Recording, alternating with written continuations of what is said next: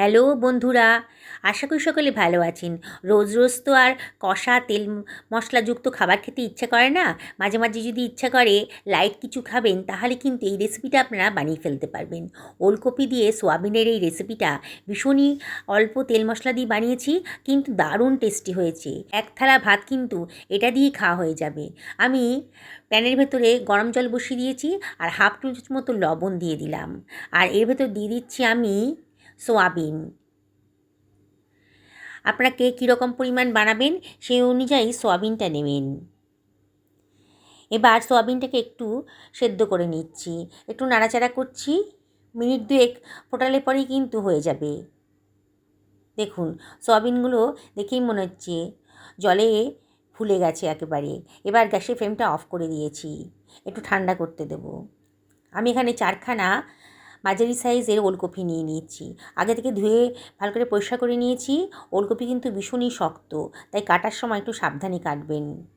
খোসাগুলো ভীষণই মোটা হয়, আর এই খোসা কিন্তু পুরোটাই কেটে বাদ দিতে হবে। খোসা একটু রাখা যাবে না, তাহলে খেতে অতটা ভালো লাগবে না।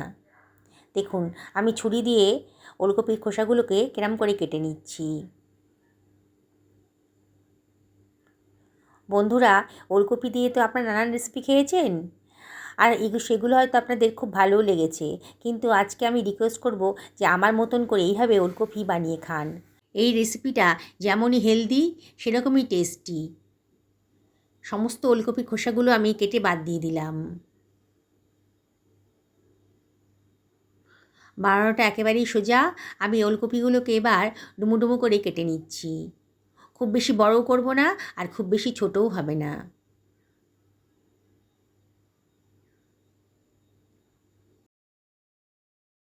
সমস্ত ওলকপিগুলোকে আমার কাটা হয়ে গেল।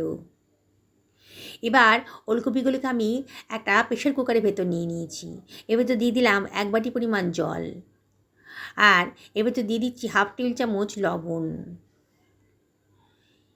এবারে সব কিছু একটু ভালো করে মিশিয়ে নিচ্ছি। আমার মনে হচ্ছে একটু জলের প্রয়োজন হবে, তাই আমি আবারও 1 বাটি পরিমাণ জল এর ভেতর দিয়ে দিচ্ছি। তাহলে সেদ্ধটা ভালো মতন করতে পারবো। এবার একটু সব কিছু ভালো করে মিশিয়ে দিলাম। দিয়ে এবার ঢাকা দিয়ে আমি একটা সিটি হতে দেব। গ্যাসে বসিয়ে দিয়েছি। এবার সোয়াবিনগুলো বেশ ঠান্ডা হয়ে গেছে। এবার ভালো করে জল থেকে চিপে চিপে তুলে রাখছি অন্য একটা পাত্রের ভেতর। 2 হাত দিয়ে ভালো করে জলটা চিপে নেব। এইভাবে সমস্ত সোয়াবিন থেকে জলটা চিপে চিপে অন্য একটা পাত্রের ভেতর রেখে দিচ্ছি।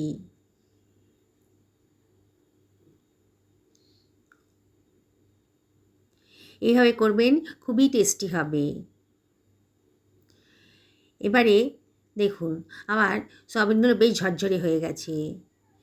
এর মধ্যে আমার একটা সিটি পড়ে গেছে, আর আমি মিনিট 5 রেস্টে রেখেছিলাম।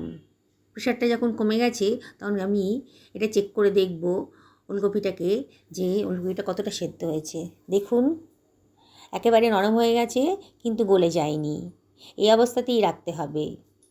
দেখুন, হাত দিয়ে ভাঙা যাচ্ছে। এবার এটাকে আমি সরিয়ে রাখছি, জল ঝরিয়ে রাখবো। আমি 2খানা মাঝারি সাইজের পেঁয়াজ নিয়ে নিয়েছি। পেঁয়াজটাকে আমি কেটে নিচ্ছি,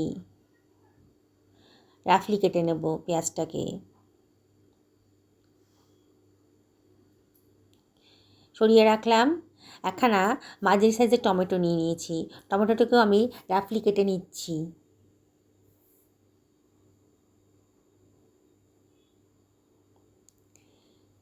একটা মিক্সার গ্রাইন্ডার নিয়ে নিয়েছি। এবার টমেটোটাকে একটু গ্রাইন্ড করে নিচ্ছি। সামান্য একটু জল দিয়ে দিলাম, তাহলে স্মুথ পেস্ট তৈরি হয়ে যাবে। এবার দেখুন, কত সুন্দর একটা স্মুথ পেস্ট তৈরি হয়ে গেছে টমেটোর। এটাকে অন্য একটা পাত্রের ভেতর সরিয়ে রাখছি। ওই গ্রাইন্ডারের ভেতরে আমি দিয়ে দিচ্ছি কুচনো পেঁয়াজটা। এবারে আমি এর ভেতর দিয়ে দিচ্ছি কাঁচা পাকা কতগুলো লঙ্কা। আমি আজকে শুকনো লঙ্কা ইউজ করব না, কাঁচা লঙ্কা দিয়ে রান্নাটা করব। 1 টেবিল চামচ মতো আদা রসুন বাটাও দিয়ে দিলাম। আর সমস্ত বেসিক মশলাগুলো এই গ্রাইন্ডারের ভেতর মিশিয়ে নিচ্ছি। হাফ টেবিল চামচ মতো হলুদের গুঁড়ো দিলাম, আর দিয়ে দিচ্ছি হাফ টেবিল চামচ ধনের গুঁড়ো, হাফ টেবিল চামচ জিরের গুঁড়োও দিয়ে দিলাম, আর দিয়ে দিচ্ছি 1 টেবিল চামচ লবণ। আর দিয়ে দেবো 2 টেবিল চামচ জল, তাহলে খুব সুন্দর করে পেস্টটা বানানো যাবে। দেখুন কত সুন্দর একটা স্মুথ পেস্ট তৈরি হয়ে গেছে। সরিয়ে রাখলাম। গ্যাসের ওভেনে কড়াই বসিয়ে দিয়েছি। কড়াইটা যখন গরম হয়ে গেছে তখন এখানে দিয়ে দিচ্ছি 1 টেবিল চামচের থেকে একটু বেশি সর্ষের তেল। এর 1.5 টেবিল চামচ মতন হবে। এবার সেদ্ধ করে রাখা ওলকপিটা এর ভেতর দিয়ে দিলাম, আর সামান্য একটুখানি হলুদের গুঁড়ো দিলাম।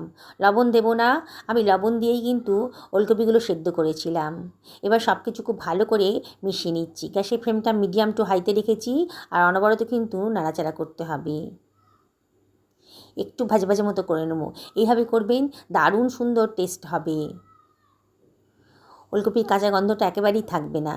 এবার দিয়ে দিচ্ছি সোয়াবিনগুলো, সেদ্ধ করে রাখা সোয়াবিনটাও দিয়ে দিলাম। দিয়ে সব কিছু আবারও খুব ভালো করে মিশিয়ে নেব।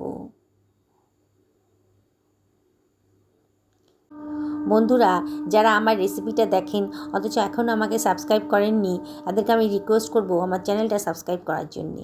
পাশে থাকা বেল আইকনটা অবশ্যই ক্লিক করে দেবেন, তাহলে আমার আনা নোটিফিকেশানটা আপনারা চটজলদি পেয়ে যাবেন। আমি মিনিটখানেক খুব ভালো করে সোয়াবিন আর ওলকপিগুলোকে ভেজে নিয়েছি। আজ খুব অল্প তেলেই রান্নাটা করব, তবে আপনাদের যদি মনে হয় একটু বেশি তেলে করবেন তাহলে করতে পারেন। তবে আমি যেভাবে করেছি তাতেও কিন্তু দারুণ সুন্দর একটা টেস্ট এসছে। কড়াইটা ধুয়ে পরিষ্কার করে আবার এর ভেতর দিয়ে দিচ্ছি 2 টেবিল চামচ মতো সর্ষের তেল। তেলটা গরম হয়ে গেছে যখন, তখন দিয়ে দিলাম সামান্য একটুখানি গোটা গরম মশলা, দারচিনি, লবঙ্গ আর ছোটো এলাচ। 1/2 টেবিল চামচ মতো গোটা জিরেও দিয়ে দিলাম। শুকনো একটা গন্ধ বেরোতে শুরু করেছে যখন, তখন গ্রাইন্ড করে রাখা মশলার পেস্টটা দিয়ে দিলাম। গ্রাইন্ডারটা ধুয়ে অল্প জলও দিয়ে দিলাম। দিয়ে সব কিছু ভালো করে মিশিয়ে নিচ্ছি। মশলাটা খুব ভালো করে কষিয়ে নিতে হবে। যত ভালো করে কষাবেন রান্নার টেস্ট কিন্তু ততটাই ভালো আসবে। আমি এটা ঢাকা দিয়ে করব। মিনিট 2 লো ফ্লেমে ঢাকা দিয়ে এটাকে ভাজা ভাজা মতো করে নেব, তাহলে তাড়াতাড়ি রান্নাটা হবে। আবার 2 মিনিট বাদে ঢাকাটা খুলে আবার একটু নাড়াচাড়া করে দিচ্ছি। মশলাটা বোঝাই যাচ্ছে অনেকটাই কষানো হয়ে গেছে। এবার আমি দিয়ে দিচ্ছি টমেটো পেস্টটা। টমেটো পেস্টটা দেওয়ার পর আবারও খুব ভালো করে সব কিছু মিশিয়ে নিতে হবে। বাটি ধুয়ে অল্প জলও দিয়ে দিলাম। আমাকে আর অন্য কোনো মশলা দিতে হবে না। মশলা গ্রাইন্ড করার সময় মানে পেঁয়াজটা যখন গ্রাইন্ড করছিলাম তখনই কিন্তু সমস্ত মশলা দিয়ে দিয়েছি। আবারও ঢাকা দিয়ে মিনিট 2 লো ফ্লেমে কষিয়ে নেব। দেখুন 2 মিনিট বাদে মশলাটা কিন্তু ভালো মতন কষানো হয়ে গেছে। এবার ভেজে রাখা ওলকপি আর সোয়াবিনটা আমি দিয়ে দিলাম। দিয়ে সব কিছু আবারও খুব ভালো করে মিশিয়ে নিচ্ছি।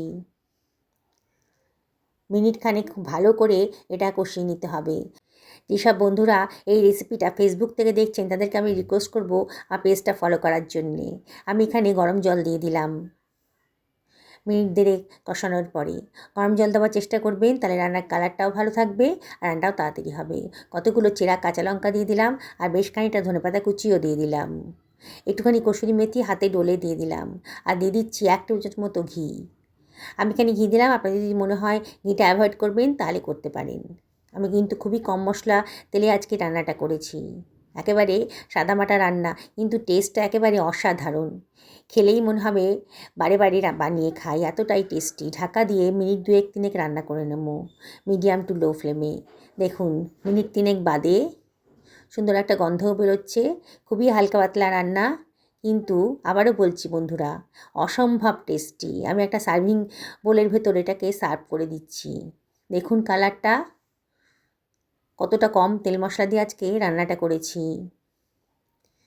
দেখুন বন্ধুরা কতটা সুন্দর দেখতে লাগছে, একেবারে লোভনীয়। ওলকপি দিয়ে সোয়াবিনের রেসিপিটা অবশ্যই বাড়িতে একদিন বানিয়ে খাবেন। সত্যি বলছি বন্ধুরা, এক থালা গরম ভাত এই পদ দিয়েই খাওয়া হয়ে যাবে।